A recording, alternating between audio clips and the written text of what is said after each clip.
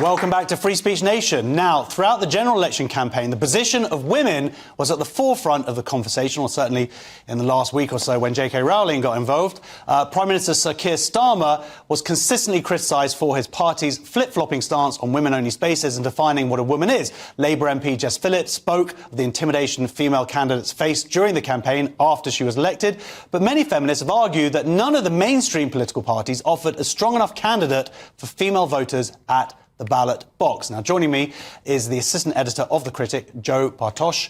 So I read your piece in The Critic. Did you vote in the end? I'm afraid to say I spoiled. I just didn't feel like I had any choice. I didn't feel like there was anyone to represent me.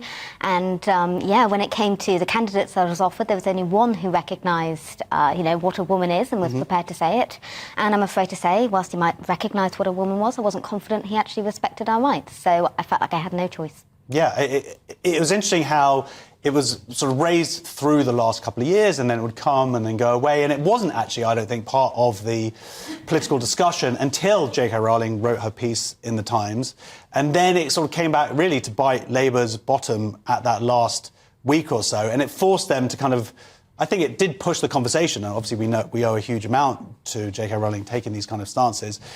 Can you explain what Labour's position is right now regarding the recognition of women's rights? Yeah, I mean, right now they're a mess. You have self-declared gobby feminists like Jess Phillips, who hasn't said a word about the harassment that women have faced trying to bring up the issue of women's sex-based rights. Obviously, the harassment she faced was absolutely... it was terrible, but at the same time, there's some hypocrisy with her not recognising that that's what women have been facing for a long time now. When it comes to their manifesto pledges, they've pledged both to reform the Gender Recognition Act and also to protect women's sex-based spaces. Now, those things they're mutually exclusive. You can't do it. You either believe that somebody can magically change sex by saying the word, I identify as, or you don't. You believe in reality. And there's no nice middle path. And I think the fact that they haven't announced a Minister for Women and Equalities is a reflection of that essentially poison chalice that role is. On the last weekend, though, Keir Starmer did quite emphatically say that he would. Well, he didn't promise that he would change the Equality Act, but he did clearly say that only biological women would be allowed into women's spaces. So that's a big shift from where things were, though, right? It's a shift, but at the same time, you've got Angela Rayner in a key position, and obviously she's someone who's very much a trans activist. Yes, he has shifted his position, but in the past he's also said that, 99.9% of women don't have a penis, obviously suggesting that the 0.1% do. He hasn't said a word in defence of Rosie Duffield. He's sort of ignored the fact that she was intimidated by trans activists, unable to attend the party conference. She was unable to even attend one of the hustings events because of the threat she had from trans activists. So his words are pretty woolly at the moment. They don't mean a lot. And I think he has a lot of rebuilding trust to do if he wants to retain support of women. I would say top of that list, yes, would be apologising to Rosie Duffield. Absolutely. Saying he does, saying that they do clarify in law by rejigging the Equality Act that sex is biological sex.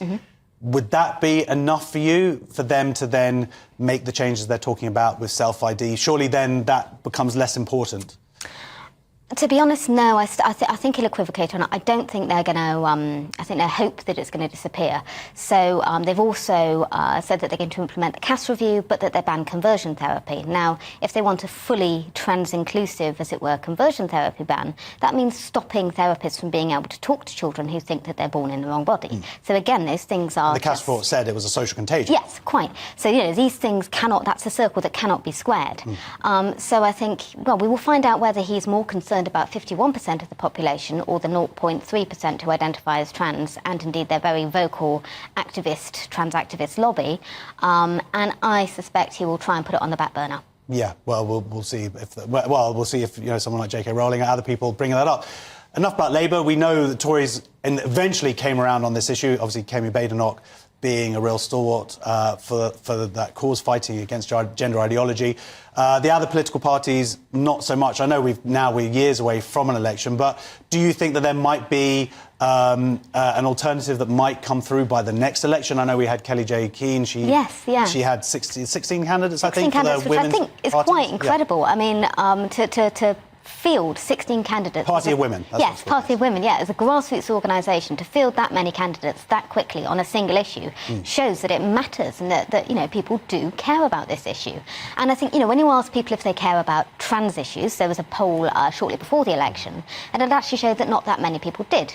Now, if you were to consider, if you were to ask them if they cared about their mums getting single-sex care, if you were to ask them about whether they thought rapists should be in women's prisons or men should be on podiums in women's sports, I think the answer would be very different. So this is an issue that affects all of us because obviously our biology affects all of us.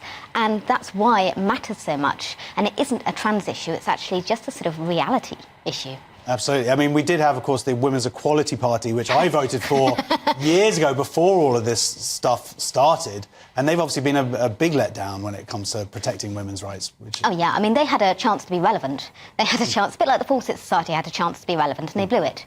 And I think they're largely, I mean, you know, I'm quite involved with the feminist movement, and they're a laughingstock. I don't think anybody takes them seriously. They're a sort of, yes, a bunch of sort of, well, careerists, really. Well, look, Labour are in now. They've got, obviously, this huge majority. What do you think is the future? Do you think now that we are going to have some actual stability on this issue? Is it going to move forward? What can people do to help move this forward? I think we've got, you know, a lot of women have been really galvanised into action over this issue who weren't previously particularly engaged. OK.